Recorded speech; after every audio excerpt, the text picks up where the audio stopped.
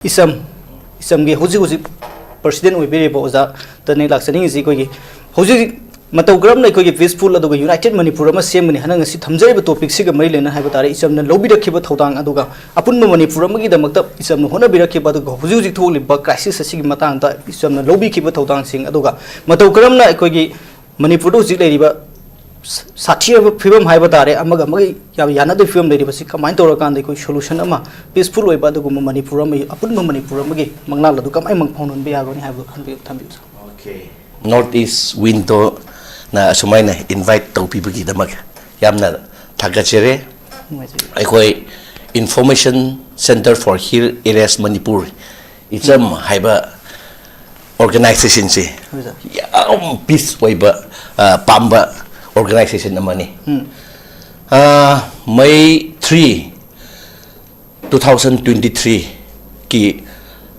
morning 8 to 11:30 se akhoi chati ani gi marakta trust deficit leinare haibise akhoi phap tabagi akhoi na emergency executive cum advisor meeting ama karam community executive executive exam gi executive cum advisor sing bushu kauraga ekhoi gi exam asidadi kuki maitai naga maitai pangal oina yawa organization oibani mayam si kauraga ayuk tai khoi meeting tawe meeting tauraga ekhoi manipur si peace oihandaba yade aduna peace lehangadabne chati खरागी मनुंगदा trust डिविसिट लेनरे हाइबसे एखोय पाउतार नुंगाइदे सिते छुया यारोय हाइबसे एखोय केनो तौरगा खन्ना मीटिंग तौरगा पुंग 11:30 खरा हेनबा फाउ मीटिंग दवे अदुगा होय होजिकदी मतम खरा थेंगरे होरियन अमुका पुनसे हाइना सुमाइना तौ लगा खाइनबा मतम सिदा पुंग अहुम मखाइ मरी मतम सिदा इरांग सि थोखरे एखोय सि अस्याम नुंगाइदरे असी तारगा पाउसी अशिरोम असुमाइना लेरे हाइबसी तारगा याम नुंगाइ दबगे अखोइसी पाउ फाउनरगा हौजिकदि पुनबा यादरबनिना अखोइना अस हायंग अपील लेटर सि हौरे अखोइ तांग मरिदा थोकनिंगाइगे अपील लेटर पीस पुरकनिंगाइगे को कैनो तौरगा नोंतांगसी थौराम दौरगा अपील लेटर से अखोइना पीस मणिपुर सिदा पीस पुरकदबा यारोय हौजिक चाटी अनी के मरकता सुमाइना थोपसी यारोय पीस लेहनसे हाइना अखोइना अपील लेटर तो नमथोकरगा लोइनमक्ता चाइखरे असुमाइना कैनो तौरगा अखोइना चोराचानपुर दा लेबा कुकी इचिनाव अखोइगी टीम लेये अदुगा मोइरांग दा लेबा अतोप कांगबु दा लेबा फोक्सु अखोइना पाउ फाउनरगा हे अखोइ लाकनी अखोइ लाके हाइबगाना मोइनसु welcome तौबसिदा अखोइना May tang kunni sida ekhoi exam gi team ji mi kun hele changlaga moirang area relief camp aduda relief kit tamak aduka peace pura ningai ta ki tamak ekhoi meeting tawe meeting dorga as moina haraw do ekhoi lak pasigo oh khra thuna peace pura piro haipsi moina ekhoi busu keno tawe ekhoi na record loina tawba ya ba tawe ekhoi na hi ekhoi su nungai tere hoi khra thuna bis pur ningai tawse haina moi busu hairam naga relief su khra pile lupa lak ama kum go ekhoi na moi busu narame aduga atu loiraga hek chorachanbur changge haina keno tawba matam sida chakkhre moi gi cake tu yawba matam sida moirang dam khai du da tayor workshop ama mai thare aduga as imphal rom da ex emere amana ima sing ke ther phamba mi sing du ke ther phamba yaro haina pistol ma pairaga ke no tore haina irang amuka leira haina double period to no mai double period to atubain to bagi akhoi bu security kang buna as noi jorachan bu changanu angro nadari noi amuka imphal du su hanba yaro haina haibagi akhoi su as ngahak changge haisu yadre aduda leba akhoi gi team kangbu du su akhoi bu unaba laye aduga opai le da bi akhoi su amuka hankhre hanlaga ada sipai game leba do more long hanmada aduda cha thak daga akhoi hankhre aduga akhoi si 22 numit tu atum halak na 23 sta meeting phame amuka ꯑꯩꯈꯣꯏ executive ꯀꯥꯡꯕꯨ adviser ꯀꯧꯕ ꯌꯥꯕ ꯀꯧꯔꯒ ꯀꯥꯡꯄꯣꯛꯄꯤ ꯀꯥꯡꯕꯨꯅꯁꯨ ꯂꯥꯛꯄꯤꯔꯣ ꯍꯥꯏꯅ ꯑꯩꯈꯣꯏꯕꯨ invite ꯇꯧꯕ ꯑꯗꯨꯗ ꯑꯁ ꯀꯔꯝ ꯇꯧꯁꯤꯔꯥ ꯍꯥꯏꯅ ꯑꯩꯈꯣꯏꯁꯨ ꯀꯩꯅꯣ ꯇꯧꯔꯒ ꯌꯥꯔꯦ ꯑꯁꯤꯗꯤ ꯆꯪꯗꯕ ꯌꯥꯔꯣꯏ ꯂꯥꯟ ꯃꯅꯨꯡ ꯑꯣꯏꯔꯁꯨ ꯆꯪꯗꯕ ꯌꯥꯗꯦ ꯍꯥꯏꯕꯒꯤ ꯑꯩꯈꯣꯏꯁꯤ ꯑꯃꯨꯛꯀ ꯀꯥꯡꯄꯣꯛꯄꯤꯗ ꯑꯩꯈꯣꯏ ꯇꯤꯝꯁꯤ ꯆꯪꯉꯦ ꯆꯪꯂꯒ ꯃꯣꯏꯅ ꯑꯁ ꯑꯩꯈꯣꯏ ꯗꯥꯜꯒꯨꯝꯕ ꯆꯦꯡꯒꯨꯝꯕ ꯒꯥꯔꯂꯤꯛꯀꯨꯝꯕ ꯊꯨꯝꯒꯨꯝꯕ ꯑꯣꯅꯤꯌꯟꯒꯨꯝꯕ ꯃꯌꯥꯝ ꯁꯨꯒꯔ ꯀꯔꯤ ꯀꯔꯥꯁꯤ ꯌꯥꯝ ꯋꯥꯠꯈ꯭ꯔꯦ ꯑꯩꯈꯣꯏ ꯃꯤ ꯔꯤꯂꯤꯐ ꯀꯦꯝꯞꯗꯗꯤ ꯃꯤ ꯌꯥꯝ ꯂꯩꯔꯦ ꯑꯗꯨꯅ ꯁꯤ ꯈꯔ ꯃꯇꯦꯡ ꯄꯥꯡꯕꯤꯔꯛꯑꯣ ꯍꯥꯏꯕꯒꯤ ꯑꯩꯈꯣꯏ ꯇꯤꯝꯁꯤ ꯆꯪꯂꯒ ꯃꯣꯏꯕꯨꯁꯨ ꯎꯅꯔꯝꯂꯒ ꯑꯁꯤꯒꯨꯝꯕꯁꯨ ꯄꯨꯕꯤꯌꯦ ꯑꯗꯨꯒ ꯍꯔꯥꯎ ꯍꯔꯥꯎꯅ ꯃꯣꯏꯅꯁꯨ ꯋꯦꯜꯀꯝ ꯇꯧꯋꯦ ꯋꯦꯜꯀꯝ ꯇꯧꯔꯒ ꯑꯁ ꯃꯣꯏꯅꯁꯨ ꯅꯨꯡꯉꯥꯏꯗ꯭ꯔꯦ ꯑꯁ ꯑꯁꯨꯃꯥꯏꯅ ꯊꯣꯛꯄꯁꯦ ꯑꯩꯈꯣꯏ ꯅꯨꯡꯉꯥꯏꯗ꯭ꯔꯦ ꯑꯩꯈꯣꯏ ꯌꯨꯝ ꯊꯥꯊꯣꯛꯔꯝꯂꯒ ꯁꯨꯃꯥꯏꯅ ꯂꯩꯕꯁꯦ ꯑꯗꯨꯗ ꯄꯤꯁ ꯂꯥꯛꯅꯤꯡꯉꯩ ꯈꯔ ꯅꯣꯏ ꯋꯥꯔꯁꯨ ꯇꯧꯕꯤꯔꯣ ꯍꯥꯏꯕꯒꯤ ꯑꯩꯈꯣꯏꯅꯁꯨ ꯑꯩꯈꯣꯏ ꯇꯧꯒꯅꯤ ꯍꯥꯏꯅꯀꯣ ꯃꯣꯏꯕꯨ ꯑꯩꯈꯣꯏ ꯃꯤꯇꯤꯡ ꯇꯧꯔꯝꯂꯒ ꯑꯃꯨꯛꯀ ꯍꯜꯂꯒ ꯁꯥꯏꯀꯜ ꯆꯪꯅꯤꯡꯉꯩ ꯄ꯭ꯔꯣꯒ꯭ꯔꯥꯝꯁꯨ ꯁꯦꯝꯃꯦ ꯑꯗꯨꯒ ꯆꯪꯁꯦ ꯍꯥꯏꯕ ꯃꯇꯝꯁꯤꯗ ꯏꯔꯥꯡꯗꯣ ꯅꯣꯡꯃꯩ ꯀꯥꯞꯄ ꯀꯔꯤ ꯀꯔꯥꯗꯣ ꯍꯦꯟꯖꯤꯟꯈ꯭ꯔꯦ ꯑꯗꯨꯗ ꯑꯁ ꯑꯁꯤꯗꯤ ꯌꯥꯔꯔꯣꯏ ꯃꯇꯝ ꯈꯔ ꯂꯦꯞꯇꯕ ꯌꯥꯗꯦ ꯍꯥꯏꯅ ꯑꯩꯈꯣꯏꯁꯤ ꯂꯦꯞꯈ꯭ꯔꯦ ꯑꯗꯨꯃꯥꯏꯅ ꯀꯩꯅꯣ ꯇꯧꯔꯒ ꯁꯤ ꯃꯣꯔꯦ ꯁꯨꯛꯅꯨꯔꯣꯝꯒꯤꯁꯦ ꯃꯣꯏꯒꯤ ꯔꯤꯂꯤꯐ ꯀꯦꯝꯞꯗꯁꯨ ꯂꯥꯛꯄꯤꯔꯣ ꯍꯥꯏꯅ ꯄꯥꯎ ꯂꯥꯛꯄꯁꯤꯗ ꯑꯁ ꯀꯔꯝ ꯇꯧꯁꯤꯔꯥ ꯁꯤꯗꯤ ꯍꯥꯏꯅ ꯑꯩꯈꯣꯏ ꯑꯃꯨꯛꯀ ꯉꯥꯏꯍꯥꯛꯁꯤ ꯄꯣꯠ ꯊꯥꯔꯒ ꯑꯗꯨꯗ ꯑꯩꯈꯣꯏꯒꯤ ꯀꯩꯔꯥꯛ ꯋꯥꯡꯉꯨ ꯋꯥꯡꯆꯤꯡ ꯑꯦꯔꯤꯌꯥꯗꯣ ꯑꯗꯨꯗ ꯑꯃꯨꯛꯀ ꯆꯪꯉꯦ ꯑꯗꯨꯒ ꯑꯩꯈꯣꯏꯅ ꯀꯦꯁ ꯑꯣꯏꯅ 50,000 ꯑꯗꯨꯒ ꯃꯣꯏꯒꯤ ꯑꯋꯥꯠꯄ ꯈꯔꯗꯨꯁꯨ ꯑꯩꯈꯣꯏ ꯄꯤꯔꯝꯂꯒꯀꯣ ꯑꯁꯨꯃꯥꯏꯅ ꯑꯩꯈꯣꯏꯅ ꯃꯇꯦꯡ ꯄꯥꯡꯂꯒ ꯃꯣꯏꯅꯁꯨ ꯑꯁ ꯑꯩꯈꯣꯏꯒꯤ ꯌꯨꯝꯗ ꯍꯟꯅꯤꯡꯉꯦ ꯄꯤꯁ ꯈꯔ ꯅꯣꯏ ꯁꯣꯁꯤꯌꯦꯜ ꯑꯣꯔꯒꯅꯥꯏꯖꯦꯁꯟ ꯃꯌꯥꯝ ꯄꯨꯜꯂꯒ ꯑꯁꯨꯃꯥꯏꯅ ꯇꯧꯕꯤꯔꯣ ꯍꯥꯏꯕꯒꯤ ꯑꯩꯈꯣꯏ ꯇꯧꯒꯦ ꯍꯥꯏꯅ ꯑꯩꯈꯣꯏ ꯃꯌꯥꯝꯁꯦ ꯁꯨꯃꯥꯏꯅ ꯇꯧꯔꯒ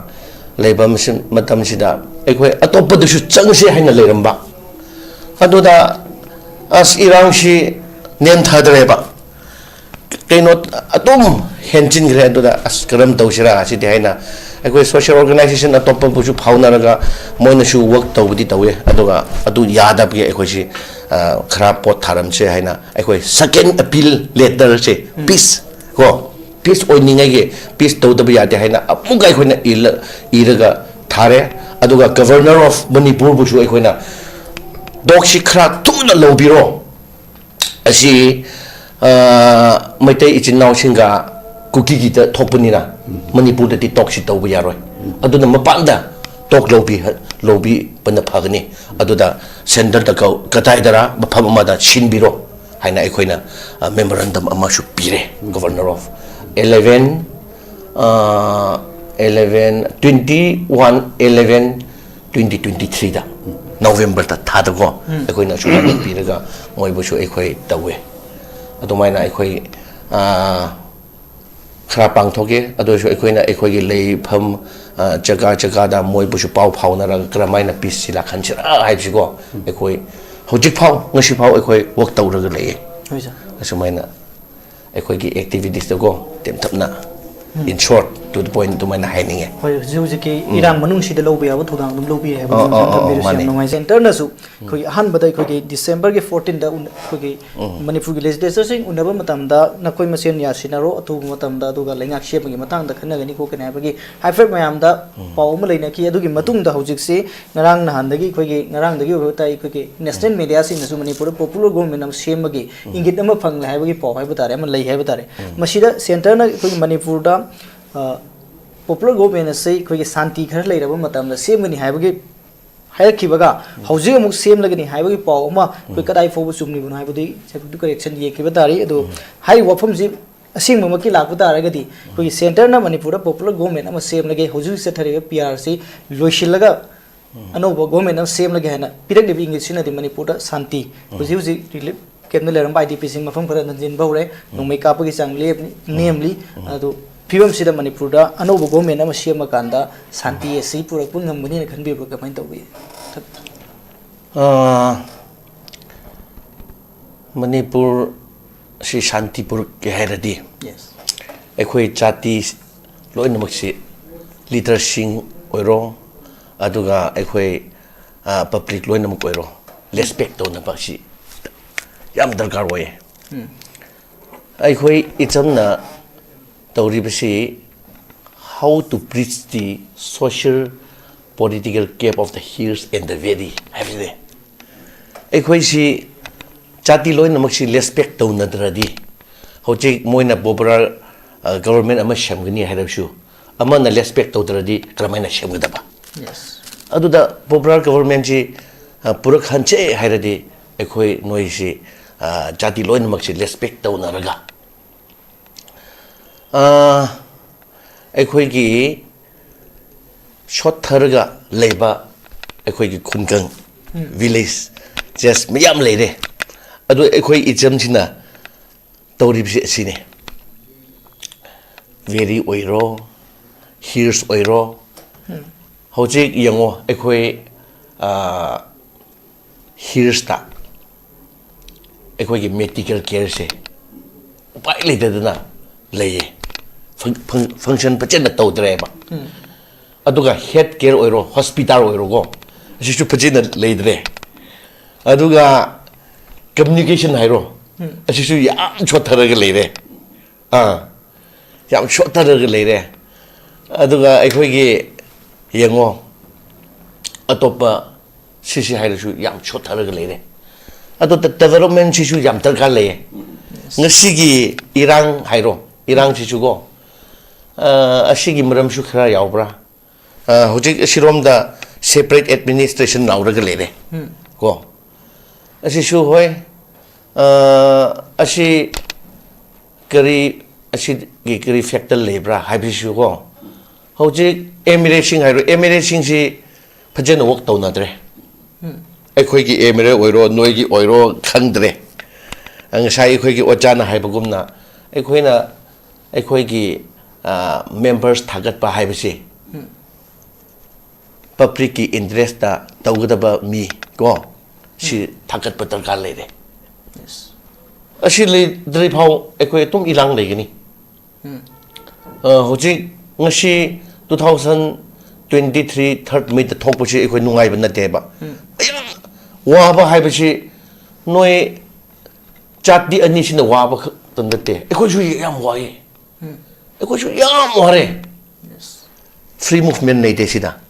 aduga hojik PR leire PR lebasi PR la hairaga PR su nataba kum ko PR nataba hairaga PR oiba aduga emerging function do ba yadre adu dai khuna popular government si di atuba madamda bibiro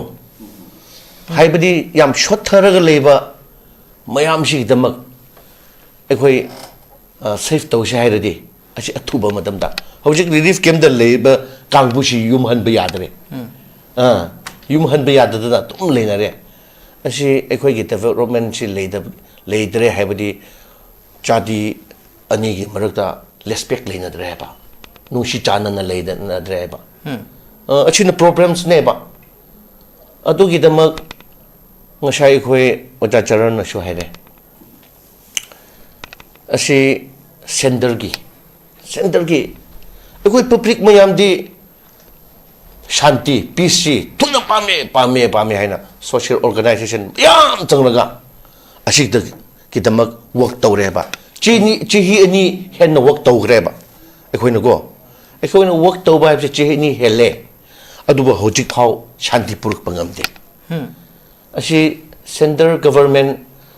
government ka hoi ekhoi naka gi underground leye maidai shu leye kuki underground leye go Yes. public na pamra shu underground na shu oibra haina shu ekhoi khanba adu moi gi demand du moi pamba gira haina shu adu da public mayam di yengo hoji yum amamam na relief camp da libchi mi manga taruk tret relief camp da kramaina survive tawraga leiribra anju yauri adu da Yes. agang shu adu pokraga leiga yagadra lairik phajena tamba yagadra asigumba problem si yam face oireba adugi damak athuba madamda ekhoi public ki demand se government of India na athuba madamda asi tabiraga go Manipur sida popular government shemba haibsidi yamna maru oire aduga ꯑꯩꯈꯣꯏ ꯖꯥꯇꯤ ꯂꯣꯏꯅꯃꯛꯅꯁꯨ